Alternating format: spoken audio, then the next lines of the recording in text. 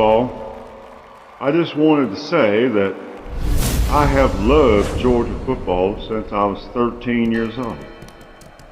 I absolutely loved Georgia Bulldogs. Since I was 13, they were very important to me. I listened to every game on the radio, or went to the game, or watched it on television, and thought about it Tuesday and Thursday and Friday and Saturday. And when the game come, it was the best part of the week. If they were winning, it was the best thing in the world.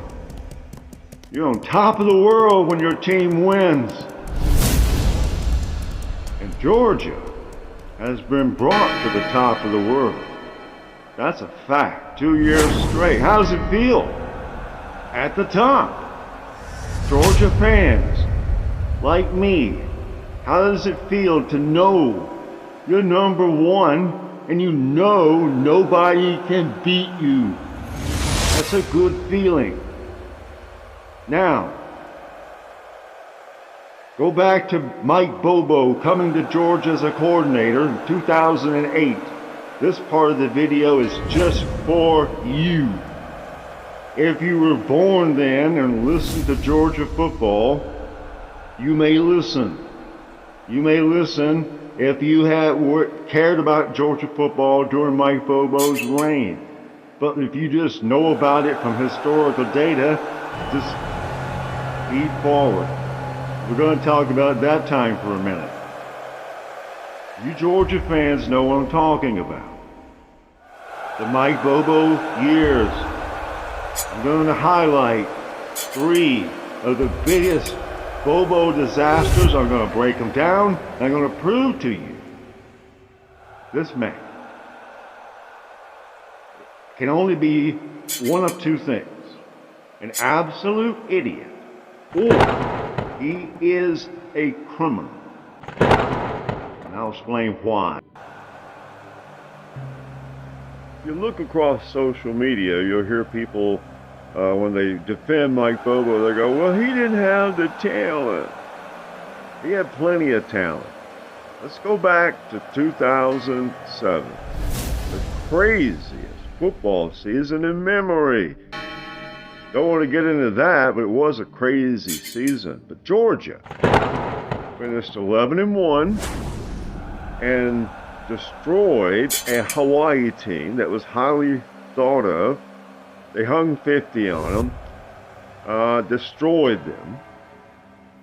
But Urban Meyer was destroying football and other things, and Florida was on top of the football world. Georgia self-destructed against somebody and lost a needless game and failed to qualify for the national title, which only had 2 teams, BCS system. So now you understand that, let's get to 2007. At the end of that year, Georgia was ranked 3rd in the nation, right behind Urban Meyer. So anybody talking about college football in those days would say that Urban Meyer and Mark Richt were the 2 best coaches in the SEC, hands down. Hands down. Then, 2008, Florida begins to disintegrate, and 2008, Alabama hires a gentleman named Nick Saban.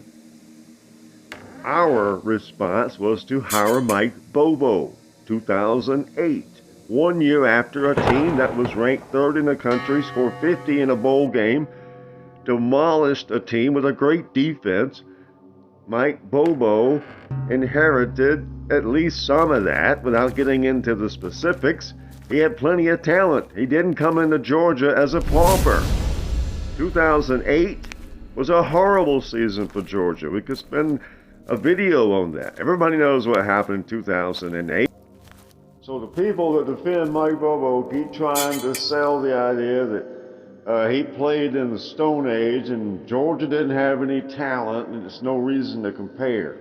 Well, I just told you, Mike Bobo, when he first came to Georgia, his very first game, Georgia was preseason number 1.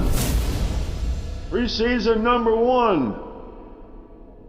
They finished 10-3. They won a Capital Bowl game against Michigan State. They were embarrassed against Alabama when they brought that #1 ranking to Alabama's backyard and were whipped mercilessly. Got behind 31-0 before the half.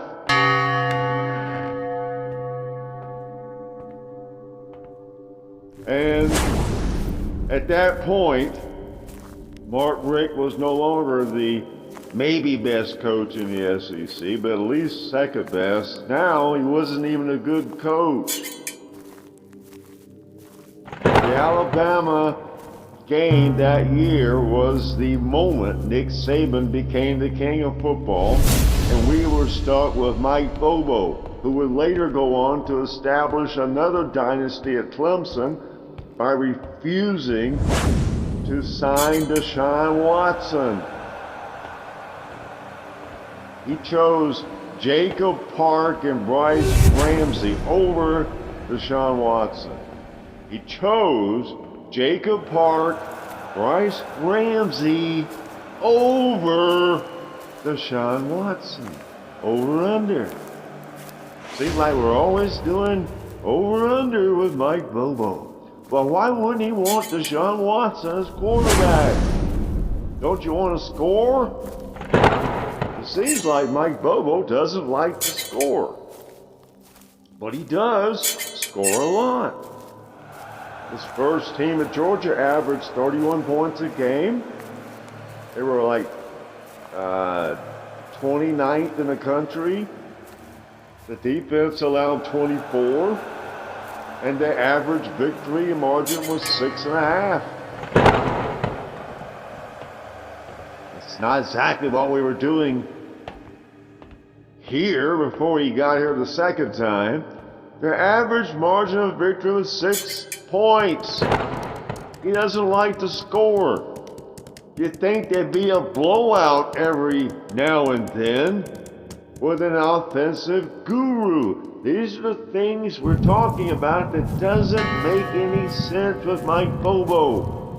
Play calling, red zone problems, offensive rhythm, excessive injury, developing players, choosing not to sign Deshaun Watson, didn't see the value, establish dynasties to the left and the right instead of right where he was. So what makes you think he's the man to take over the current dynasty? Which dynasty is he going to establish next? Not Georgia. I can assure you of that.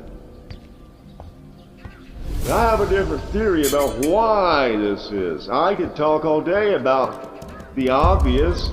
I could bore you with all the numbers about how Mike Bobo's stats were starting in 2008, but think about what it might have been like to be a Georgia fan in 2008 when you come in for the first time in history and you're the preseason #1. And some clown named Bobo you never heard of, you know, he used to play there as a quarterback and he wasn't that good. But Mark Richt was loyal. He wanted the old guard Bulldogs to get involved. That's fine. So hiring your old quarterback looked like a good idea. No problem with any of that. But it somehow began Mark Richt's decline. So Mark Richt hired Mike Bobo. He established the Saban dynasty by conducting the worst football game ever played by Georgia. Everybody was at fault, not just Bobo, but he was not much help. 31-0 at the half, down. Good to start early. Don't tell him what he had planned, but once it was 31-0, I'm sure plans went out the window.